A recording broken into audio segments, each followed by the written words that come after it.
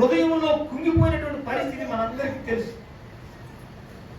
నా బిడ్డల పరిస్థితులు ఏంటి, నా కుటుంబ పరిస్థితి ఏంటి, నా పరిస్థితి ఏంటి అని నువ్వు ఎన్నోసార్లు దిగులు పడిన దినాలు నీ జీవితంలో ఉండొచ్చు. అయితే పిల్లరా, నువ్వు యథార్థముగా దేవుణ్ణి అడిగినట్లయితే, యథార్థముగా నీవు ఆయన పాదాలు పట్టుకున్నట్లయితే, హిజ్కియా యథార్థముగా ప్రార్థన చేస్తున్నాడు తనకు కలిగిన బాధను బట్టి.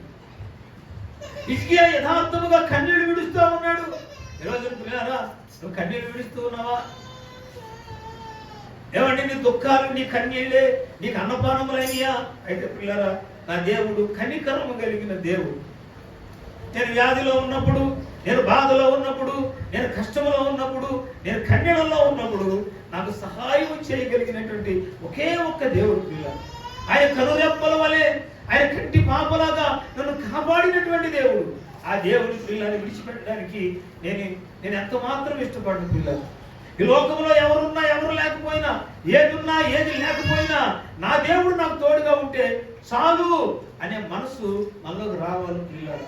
హిజ్కియాకు వెళ్ళాడు, ఆ గోడ తట్టు తిరిగి కన్నీళ్లు విడుస్తూ ప్రార్థన చేస్తున్నాడు. ఏమనంటే, అయ్యా నీ సన్నిధి విషయంలో, నీ పని విషయంలో నేను ఎలా యథార్థంగా ఉన్నానయ్యా.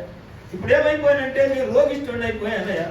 ఇప్పుడు నేను ఏమైపోయానంటే దిక్కుమాలినలాగా, అన్నీ ఉండి ఏమీ లేనటువంటి వాళ్ళలాగా నేను ఏడుస్తున్నాను ప్రభువా, ఒకసారి నన్ను జ్ఞాపకము చేసుకోమని అడిగినప్పుడు పిల్లరా, ఆ పరలోకములో ఉన్న దేవుడు, ఆ పరలోక సింహాసనం మీద ఉన్న దేవుడు పిల్లరా వెంటనే జవాబు పంపించాడు. ఏమన్నా తెలుసా?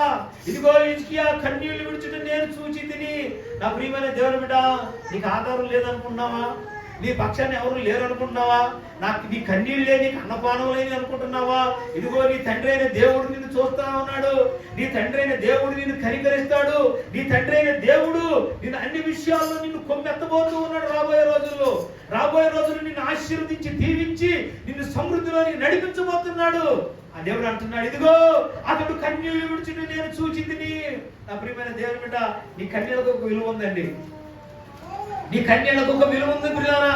నువ్వు దేని విషయంలో కన్నీరు గారుచినా పిల్లారా, ఇదిగో దేవుడు పరలోకం నుండి నీ ప్రార్థన విని అంగీకరించి ఆయన ఏం చేస్తాడో తెలుసా? నీకు మేలు చేస్తాడు.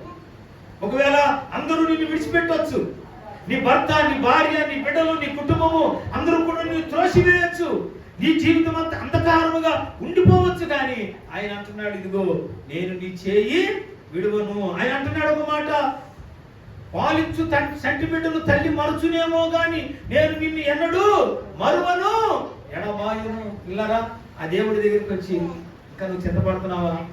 ఆ దేవుడి దగ్గరికి వచ్చి